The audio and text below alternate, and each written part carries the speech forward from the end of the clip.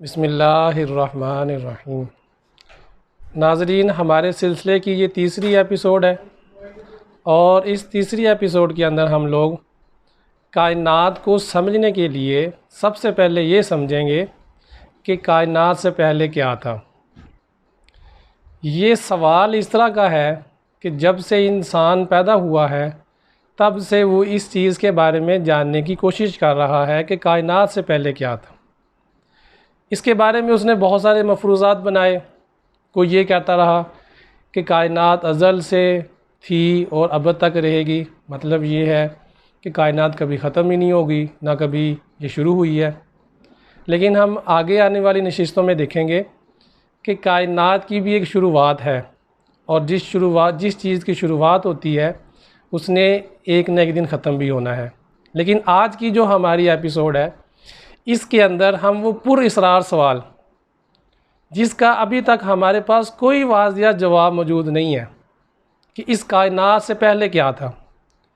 साइंसदान अपनी अक्ल के घोड़े दौड़ा चुके, कोशिशें कर चुके कि कायनात के वजूद से पहले कोशिश करें जानने की कि क्या है, लेकिन अभी तक उनके पास इसकी कोई वाज़िया दलील मौजूद नहीं है, कोई वाज़िया जवाब मौजूद नहीं है। इसका मतलब है कि हमें इस चीज़ को समझने के लिए मालूमात के उस सोर्स की तरफ जाना पड़ेगा जिसके बारे में कुरान खुद कहता है ला रईब फी, इसमें कोई शक नहीं। तो जब हम कुरान को पढ़ते हैं और उसमें गौर व फिक्र करते हैं तो हमें कई जगहों पर ये नज़र आता है कि अल्लाह हमें इस कायनात के शुरू में क्या था उसके बारे में बता रहा है। तो चुनाचे अल्लाह ताला कुरान में इरशाद फरमाता है कि अल्लाह ही वो है जिसने 6 दिन में आसमान और ज़मीन को पैदा किया। 6 दिन में आसमान और ज़मीन को पैदा किया और उसका अर्श पानी पर था।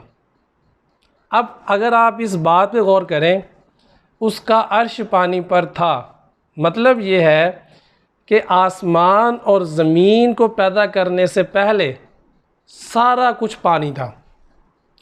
ये मैंने जो आपके सामने आयत मुबारका जिसका मैंने तर्जुमा पेश किया है, ये सूरत अल-आराफ आयत नंबर 7 है।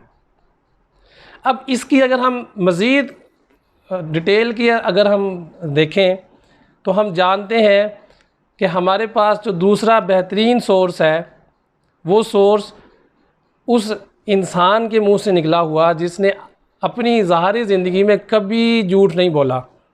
मैं बात कर रहा हूँ अहादीस की। तो अगर हम अहादीस के अंदर थोड़ा सा गौर व फिक्र करें, तलाश करने की कोशिश करें, तो हमें सुनन इब्न माजा की हदीस नंबर 182 उसमें ये सारी की सारी वजाहत मिल जाती है। चुनाचे हदीस में है, हज़रत अबू रज़ीन रज़ी अल्लाह ताला अन्हो से रिवायत है, उन्होंने कहा मैंने रसूलुल्लाह सल्लल्लाहु अलैहि वसल्लम से पूछा, ए अल्लाह के रसूल सल्लल्लाहु अलैहि वसल्लम, मखलूक को पैदा करने से पहले हमारा रब कहाँ था? सवाल निशान है यहाँ पे। मखलूक को पैदा करने से पहले हमारा रब कहाँ था? आप सल्लल्लाहु अलैहि वसल्लम ने फरमाया कि वो लामकाम में था।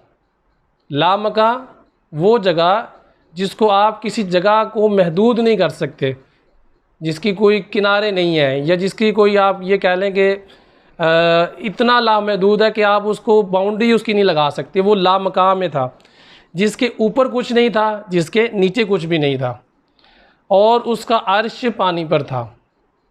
अगर आप इन दोनों चीज़ों को रिलेट करें, पिछली आयत में हमने पढ़ा, इससे पहले जो मैंने आपके सामने आयत मुबारका पेश की उसमें पढ़ा कि अल्लाह का अर्श पानी पर था, और इसकी वजाहत में आप सल्लल्लाहु अलैहि वसल्लम की हदीस उसमें भी ये अल्फाज हैं कि उसका अर्श पानी पर था। अब ये पानी के बाद क्या हुआ? ये ज़मीन आसमान किस तरह से बने? अगर हम मज़ीद गौर करें तो हमें सूरत हामीम सजदा की आयत नंबर 11 के अंदर अल्लाह ताला इसके बारे में इरशाद फरमा रहा है कि फिर अल्लाह आसमान की तरफ मतवज्जा हुआ, वो धुआं था। आसमान की तरफ मतवज्जा हुआ वो धुआं था, मतलब कायनात की तरफ मतवज्जे हुआ वो एक धुएँ की शक्ल में था। और उसने ज़मीन और आसमान से फरमाया कि तुम दोनों खुशी से या ना खुशी से आओ। तो दोनों ने अर्ज़ किया कि हम बखुशी हाज़िर हैं। सूरत हामीम सजदा आयत नंबर 11। अब पहले पानी था, पानी से फिर वो धुआं बना, फिर इसके बाद क्या हुआ? अब चूँकि मैं आपको शुरू में ये बता चुका हूँ कि साइंस के पास इसकी कोई वाज़िया दलील मौजूद नहीं है, कोई वाज़िया हमारे पास जवाब मौजूद नहीं है। तो पहले हमने आयत मुबारक की तर्जुमा किया, उसके बाद हमने हदीस मुबारक का तर्जुमा किया। अब हम चलते हैं उस हस्ती के पास जिसको बाब मदीनतुल इल्म कहा गया, और ख़ुद मौला कायनात ने अपने बारे में इरशाद फरमाया कि मैं कुरान के ज़ाहिर को भी जानता हूँ और कुरान के बातिन को भी जानने वाला हूँ। तो जब हम मौला कायनात के खुतबात उसमें गौर व फ़िक्र करते हैं तो हमें ये धुआं बना कैसे, इस धुएँ का वजूद कैसे आया, पानी से धुआं कैसे बना, हमें इस चीज़ की वजाहत मिल जाती है। चुनाचे मौला अली अलैहिस्सलाम ने फरमाया कि अल्लाह ताला ने कुशादा हवा, मतलब कुशादा फ़िज़ा, वसीओ अरीज़, अतराफ़ो इकनाफ़, अतराफ़ो इकनाफ़ का मतलब क्या होता है? एवरीवेयर, ऑल अराउंड, मतलब हर तरफ, और खुला की वसतें खलक की, मतलब जो खला है इसकी वसतें जो है वो खलक की, और इसमें ऐसा पानी बहाया। अब नाज़रीन यहाँ दोबारा देखिएगा कितना खूबसूरत बात है कि अल्लाह कुरान में फरमा रहा है कि उसका अर्श पानी पर था, फिर हदीस में आ गया कि लामकाम में था, जिसके ऊपर कुछ नहीं था, जिसके नीचे कुछ नहीं था, और उसका अर्श पानी पर था। अब मौला अली क्या फरमा रहे हैं अपने खुतबे में कि उसने इसमें पानी बहाया कि जिसके दराए मवाज की लहरें तूफ़ानी और बहर ज़रख़ाज़ की मौजें तहबत थीं। यहाँ बहर ज़रख़ाज़ को ज़रा समझ लीजिएगा, पानी से भरा हुआ दरिया, लबालब भरा हुआ दरिया, ऐसा दरिया जो अपनी किनारों से भी ऊपर आ गया हो, मतलब किनारों से बाहर आना शुरू हो गया हो। अब वो दरिया पहले पानी का बना, फिर आगे क्या किया? इसे तेज़ हवा और तुंद आंधी की पुश्त पर डाला। मैं ये सारी तफसीर बयान कर रहा हूँ, वो धुआं कैसे बना, जो अल्लाह कुरान में फरमा रहा है ना कि वो पहले वो धुआं था, फिर वो आसमान की तरफ मतवज्जे हुआ जो कि पहले धुआं था। उस धुएँ को मैं बता रहा हूँ कि वो किस तरह से बना। तो दरियाए मवाज की जो लहरें थीं, पहले अल्लाह ने उसको लबालब पानी के साथ भरा, फिर इस पानी को क्या किया? तुंद आंधी की पुश्त पर लादा।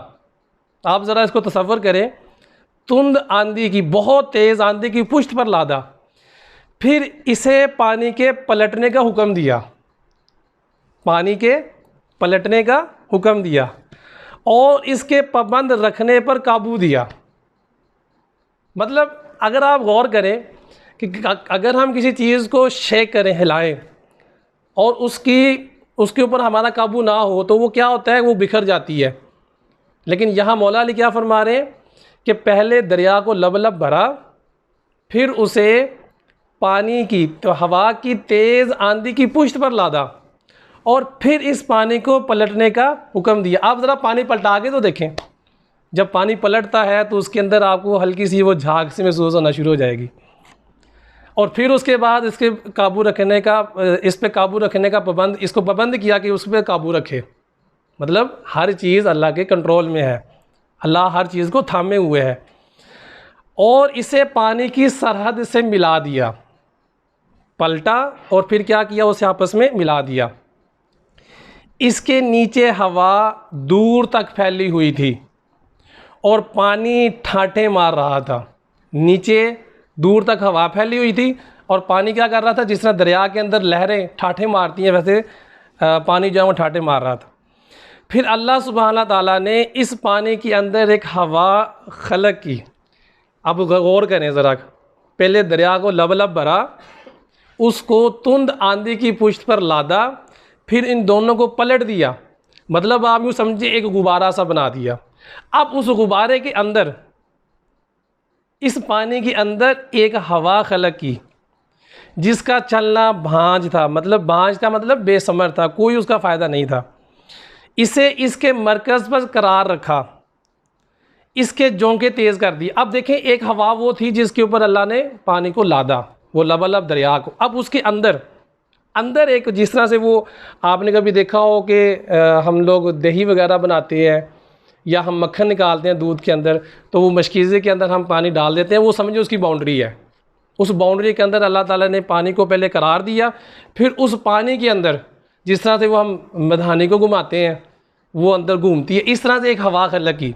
उस हवा ने क्या किया, इसके जोंके तेज़ कर दिए, इसके चलने की जगह दूर दराज तक फैला दी, मतलब वो पूरे मशकीज़े के अंदर दूर दराज तक फैला दी।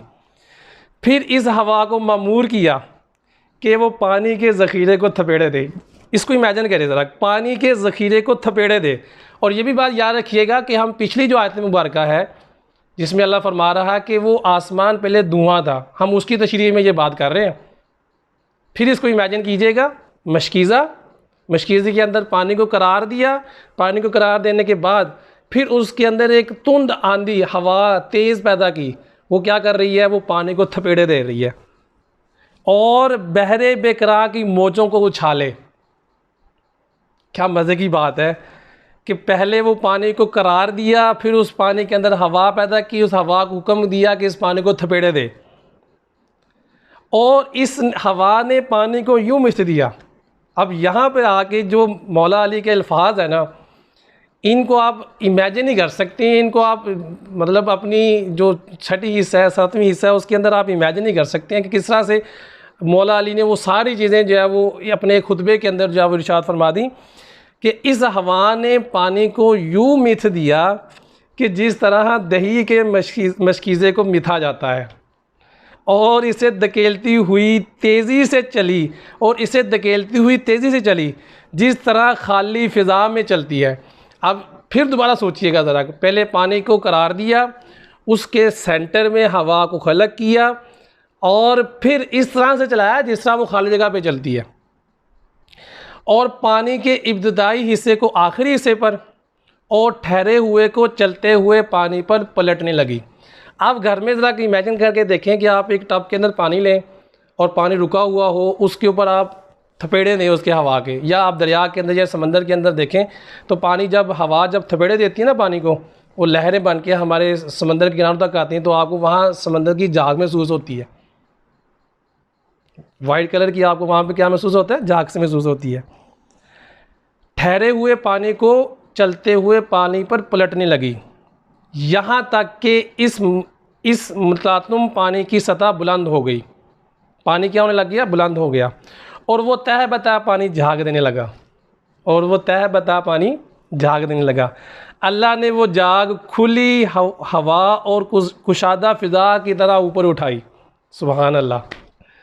मतलब आप इसको जस्ट इमेजिन करें, मैं इस वक्त इसको जब आपके सामने इसको चीज़ों को समझाने की कोशिश कर रहा हूँ तो मेरे जो अल्फाज हैं वो मेरा साथ नहीं दे पा रहे कि मैं किस तरह से इन चीज़ों को आपके सामने बयान करूँ।